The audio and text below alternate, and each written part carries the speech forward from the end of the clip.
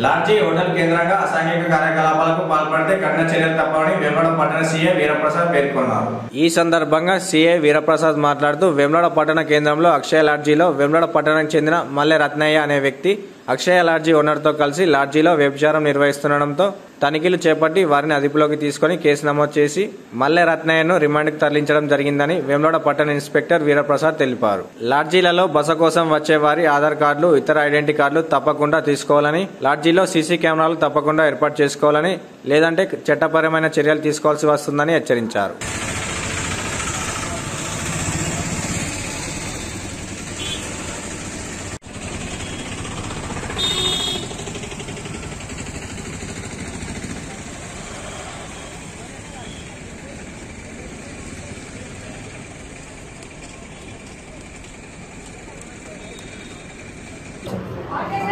గత 2 రోజుల కింద వేములవాడ పట్టణంలో అక్షయ లాడ్జ్లో వ్యభిచారం జరుగుతుందని మాకు సమాచారం రాగా లాడ్జ్ మీద రైడ్ చేయడం జరిగింది. ఆ లాడ్జ్ నిర్వాహకుడు విజయ్తో పాటు ఈ వ్యభిచారం నిర్వహిస్తున్న శ్రీనివాస్ని అదుపులోకి తీసుకోవడం జరిగింది. వాళ్ళ మీద కేసులు కూడా పెట్టడం జరిగింది. బాధితురాలను ఒకళ్ళని రెస్క్యూ చేయడం జరిగింది. రెగ్యులర్గా పీరియాడికల్గా ఈ మన వేములవాడ పట్టణంలో లాడ్జ్ చేసిన అన్ని కూడా మనం తనిఖీలు చేస్తున్నాం.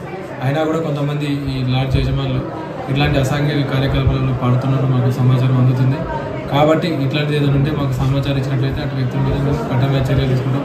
దయచేసి అందరూ కూడా విధిగా మేము చేసిన సూచనలు పాటించాలని, ఆధార్ కార్డు తీసుకోవడం, వాళ్ళకి సంబంధించిన డీటెయిల్స్ అన్నీ కూడా నమోదు చేయాలని, సీసీ కెమెరాలు సక్రమంగా అన్ని పెట్టుకోవాలని, సక్రమంగా పనిచేసినట్టు చూడాలని కూడా మీ సందర్భంగా తెలియజేస్తాం. ఈ నిబంధనలు ఎవరైనా ఉల్లంఘించినట్లయితే వాళ్ళ మీద చట్ట ప్రకారం మేము చర్యలు తీసుకోవడం జరుగుతుంది.